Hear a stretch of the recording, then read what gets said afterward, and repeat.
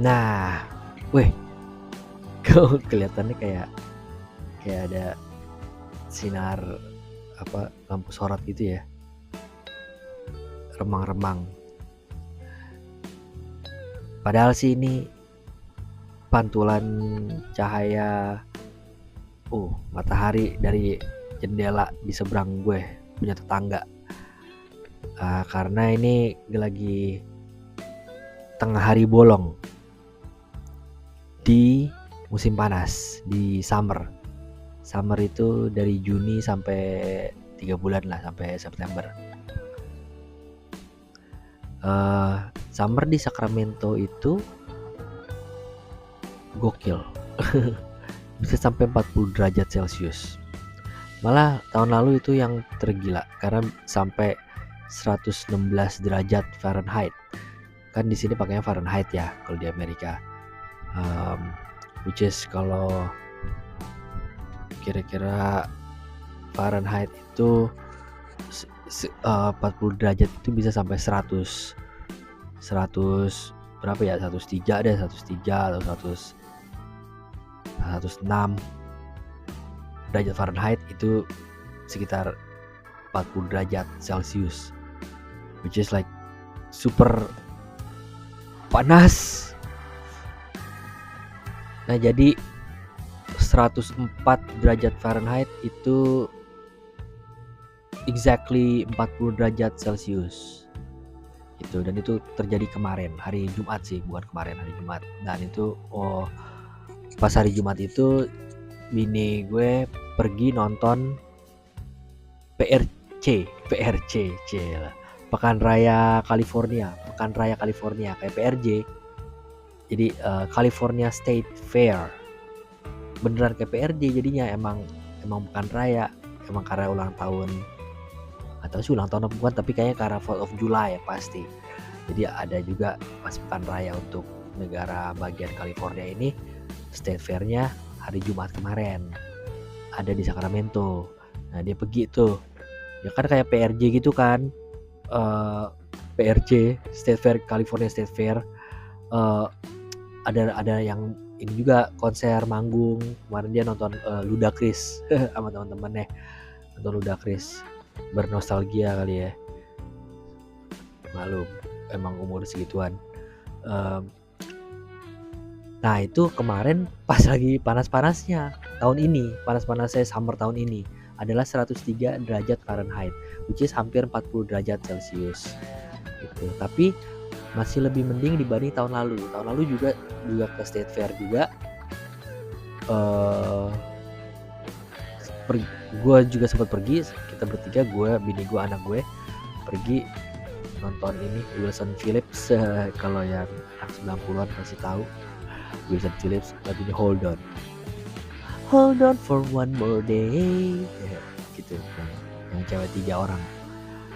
Itu seingat gue 112 derajat Fahrenheit. Gue masih ingat sampai sekarang karena saking panasnya. Pengalaman tidak terlupakan. Itu kita nggak lama-lama di sana karena gue bawa anak juga kan. Tapi dan kesana juga pas udah mendekati malam gitu, habis maghrib lah, jadi biar nggak terlalu panas. Tapi tetap aja pas berangkat tuh 112 derajat. Pas pulang sih udah mendingan, udah agak 90 derajat. Tetap panas deh pokoknya. Nah, habis itu dia pergi lagi ke 2 hari setelahnya, ini tahun lalu ya, sama temen-temennya nonton konser ini Bush. Kan dia emang ada artis-artis gitu yang manggung kan tiap tahun, siapa aja. Kemarin tuh ada Wilson Phillips, ada Bush. Nah, gue cuma nonton yang Wilson Phillips doang. Yang pas Bush dia sama temen-temennya doang, bini gue sama temen-temennya pergi nonton Bush. Dan itu hari itu gue ingat adalah 114 derajat Celcius, which is hampir 42 derajat 114 derajat Fahrenheit, which is hampir 42 derajat Celcius. Lu bayangin dah. Wah, itu gokil. Nah, tapi tahun ini alhamdulillah nggak nyampe di atas 110 derajat Fahrenheit. Paling tinggi itu cuma kemarin 103-104 derajat Fahrenheit. Tapi tetap aja itu adalah the peak-nya yang paling tinggi so far di musim panas tahun ini. Jadi tetap aja panas, tetap aja 104 derajat itu kan sekitar 40 derajat Celcius, itu udah and 38 derajat Celcius udah panas banget. Ini 40 derajat, jadi itu gokil. Tapi alhamdulillah selain kemarin itu dan ada 2-3 hari lah yang di atas 100. Di bawah 100 sih dia like sekitaran 90 derajat, 90-an derajat Fahrenheit, atau mungkin kadang-kadang malah sampai 80s, in the 80s, 87, 88 derajat itu. Jadi masih agak ya tetap panas, namanya 88 derajat Fahrenheit kan, which is like 35, 36, itu kan tetap panas ya. Tapi nggak, masih bearable lah, alhamdulillah gitu. Oke, berlanjut, move on dari perpanasan, percuacaan kepanas-panasan. Gue mau ngomongin apa ya, gue mau fokus sama ngomongin soal ini, bukan fokus sama Bitcoin, tapi ngomongin maybe just like finance in general. Like gue kan dulu suka ini, tertarik sama Bitcoin ya, dan Bitcoin sekarang all time high di 123.000 US dollar, all time high. Tapi lagi udah turun lagi sih, jadi kayak 119 biasalah, habis mentok peak high itu biasanya turun dulu dikit. Dan gue nyesel nggak beli banyak karena gue nggak ada Bitcoin, baru mulai ngumpulin lagi aja gitu. Dan kan apa ya, masih sibuk gitu dalam transisi pindah negara gitu, nggak gampang. Tapi gue ngomongin app or instrumen lah investasi di Indonesia, which is reksadana.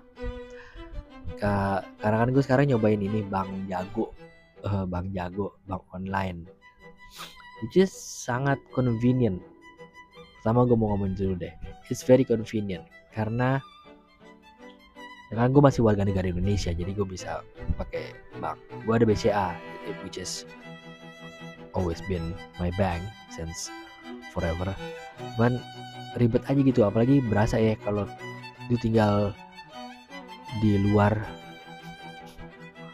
maybe di luar provinsi yang nggak ada kantor cabangnya, atau di luar negeri yang nggak bisa ke kantor cabang, kan ribet ya, itu perlu onlinean. Nah gue cobain Bank Jago nih, woi mantep. Gue download juga sih si bank, gue download, terus apalagi si apa Neobank ya, tapi yang baru gue buka beneran rekeningnya Bank Jago karena gue mau ngetes doang kan, malas kalau langsung buka semuanya. Tapi yang menarik itu adalah selain gampang, jadi gue nggak ribet, nggak perlu harus iniin KTP. KTP sih iya pakai, biasalah pakai selfie gitu di kamera kan, tes verifikasi diri itu. Tapi it's pretty seamless gitu loh, pengalamannya, prosesnya cukup lancar kalau menurut gue, nggak ribet. Nah, kalau BCA tuh masih ribet. Ini aja mau buka MBCA aja harus ke ATM dulu. Nggak tahu deh sekarang gimana. Pokoknya malas dah. Ada yang blue itu ya, tapi gue udah keburu ilfil sama BCA. Jadi gue cuma nyimpen buat karena gue punya akun itu, rekening BCA gue dari zaman dulu aja. Jadi gue masih punya sekarang BCA. Tapi gue pakai Bank Jago sekarang karena gampang juga dia, apanya tuh, konektivitasnya sama Gojek, sama GoPay. Nah kalau di Jago itu dia ada deposito minimal 1 juta, dapat 5% sampai 5,5%, tergantung berapa lama, berapa bulan, sebulan atau 3 bulan. Itu aku seneng tuh. Jadi gue bilang daripada gue duit ngendon di BCA gitu nggak dijadiin apa-apaan, langsung aja tinggal transfer doang lagi, tinggal transfer kayak transfer GoPay, pap, selesai, langsung dah. Pilih sebulan atau 3 bulan, lo dapet dah 5% atau 5,5%. Nah sementara kalau untuk duit ngendapnya gue masukin semua ke GoPay tabungan, which is lo dapet 2,5%. Itu bukan deposito, duit aja, duit saldo aja gitu ya. Kalau di BCA saldo gue gak pernah berkembang, yang ada dipotong-potong doang, potong ATM lah, potong potong administrasi tiap bulan. Jadi bukannya nambah malah berkurang gitu. Ya itu makanya kenapa karena gue agak telat kali ya. Karena gue baru sempet gitu untuk fokus lagi ngurusin finance stuff yang Indonesia based baru sekarang ini.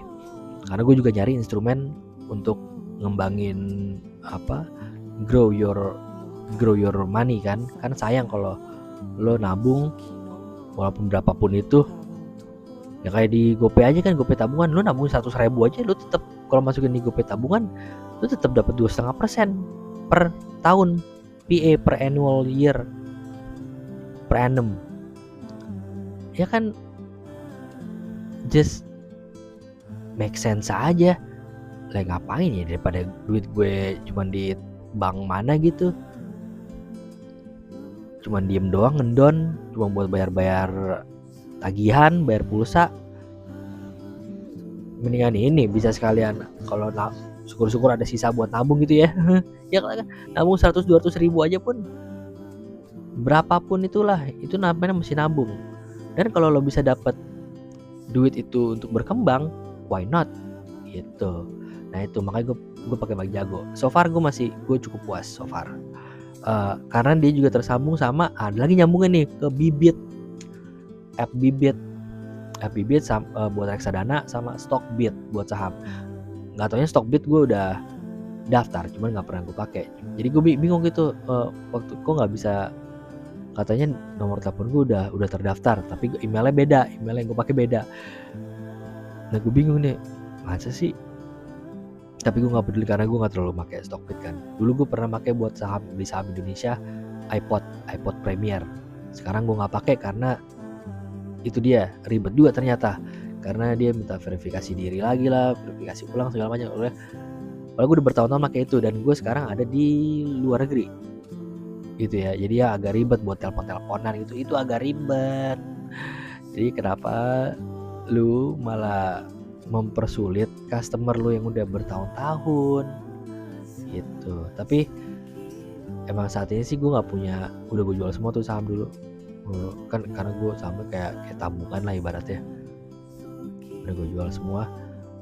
Dan gue kemarin sempat mau nyobain Stockbit, tapi ternyata agak ribet karena status gue juga nggak di sono gitu ya, harus kayak bayar pajak 2 kali apa gimana gitu lah. Pokoknya gue intinya adalah it's not really important for me anyway at the moment, it's not my priority. Gue lebih fokus ke reksadana karena buat long term, karena kan apalagi udah punya anak ya sekarang, jadi kita harus mikirin financial goal buat dia nanti, bakal dia nanti kalau udah gede. Jadi gue sibuk nyari reksadana. Dan kalau reksadana kan karena untuk pensiun juga kan, jadi kan gue berencana pensiunnya ya insya Allah di Indonesia, karena gue emang masih warga negara Indonesia. Dan dia si Jago itu nyambung ke stok Bibit, app Bibit, bukan stok. Bisa beli stok juga sih, tapi tetap aja ternyata di kayak di forwarding doang gitu ke Stockbit. Ya udah nggak ngaruh lah buat gue, karena gue mau nyari reksadana. Nah reksadana ini gampang ternyata belinya di Bibit ini, nggak ribet-ribet. Ribetnya tuh cuman kalau mau beli obligasi negara, SBN atau obligasi yang FR, itu cukup retail, itu bisa beli di Stockbit, kan dapat kupon gitu, dapat misalnya sekitar 6% dengan tenor 2 tahun, yang beli surat utang lah kasarnya. Nanti lo pasti dibayar. Tapi itu juga harus, ternyata di Bibit harus registrasi di Stockbit, which is gue udah, tapi gue malas aja beli begituan, karena gue beli reksadana aja. Dan beli reksadana itu gampang lagi dan macam-macam, ada mulai dari 100.000 bisa beli, ada yang minimal harus 1 juta, ada yang minimal 5 juta, minimal 10 juta. Jadi ada pilihannya banyak, fleksibel. Nah makanya gue suka. Jadi, dan gue ngambilnya yang reksadana itu yang paling aman. Mungkin karena faktor umur ya, kayak orang bener deh, dulu pas awal-awal gue tuh saham kripto, kayaknya kayak inilah living on the edge. Tapi itu waktu masih mudaan, makanya jadi gue makin tua kayaknya makin menyadari kalau iya kayak bener sih, lu makin tua lu makin defensif dan makin cautious, which is wajar, dan gue agak bersyukur gue kayak gitu. Kalau misalnya gue mikir gue masih harus ambil yang high risk karena high return, I think it's not realistic. Dengan usia yang tidak muda lagi, itu not something realistic gitu. Nah, makanya gue suka reksadana ini dan belinya di bibit gampang, karena ekosistemnya satu ekosistem sama Bank Jago, jadi enak banget gitu, swift banget gitu. Kalau mau transfer atau mau beli apa gitu, reksadana apa, swift, super swift proses.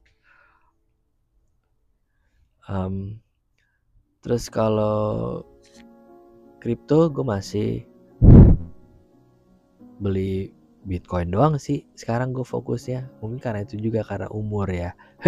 Makin tua jadi gue nyari yang paling pasti, dan yang pasti itu selalu maksudnya yang paling pasti di antara yang lain-lain itu ya Bitcoin. Kalau ngomongin kripto ya. Tapi kalau Bitcoin ini gue nggak terlalu, gue cuman mantau sekali-sekali, lihat kalau harganya lagi jatuh baru gue beli dikit-dikit, karena Bitcoin kan nggak ngaruh mau beli. Apalagi kalau di app kita Indonesia ada toko kripto, ada Pintu, which is yang gue pakai adalah toko kripto dan Pintu. Tapi kalau mau beli Bitcoin gue pakainya toko kripto karena murah ininya, fee-nya kecil. Kalau Pintu mahal. Tapi gue aktif menggunakan dua-duanya, karena untuk toko kripto gue pasti beli Bitcoin di toko kripto. Kalau Pintu itu biasanya cuman gue pakai buat ngirim USDC. Nah, kenapa gue ngirim USDC? Maksudnya gue tuh kalau mau transfer duit dari US dollar ke bank Indonesia, ke bank di Indonesia dengan rupiah, itu gampangnya tuh beli kripto USDC dulu, stable coin kan USDC itu. Jadi gue bisa beli di sini, gue beli pakai Robinhood app-nya, app Robinhood. Jadi gue tinggal isi transfer dari bank di sini, bank di Amerika ke Robinhood gitu kan, ngisi saldo kasarnya. Terus gue convert deh, gue beliin kripto USDC, gue transfer ke USDC wallet di Pintu, akun Pintu gue gitu. Nah nanti baru pas sudah masuk gue cash out deh tuh, jadiin rupiah, gue jual USDC-nya jadiin rupiah. Habis itu tinggal tarik deh ke bank kita, either BCA or Bank Jago. Which is sekarang gue tariknya ke Bank Jago langsung, karena kan emang kalau gue mau beli yang lain-lain gitu kayak reksadana atau just to buat saving, pakai GoPay tabungan kan dapat 2,5% gitu, tinggal gue tarik dari Pintu. Jadi gue nggak ada, itulah kripto ngebantunya. Nggak perlu harus transfer falas atau ke bank, nggak perlu Western Union, wire transfer gitu, yang which is sangat mahal.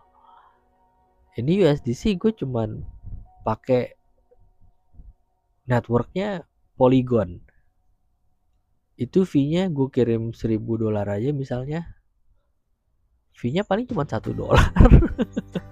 Gokil dah pokoknya. Itu nggak bisa kalau di bank konvensional gitu, atau kayak Western Union money transfer gitu ya. No way, mahal pasti. Belum lagi biaya falasnya, terus biaya untuk kirim pakai Swift, itu banyak lagi biaya-biayanya. ujung-ujungnya berapa ratus ribu dah gitu. Alright, semoga audionya enak didengar. Bye.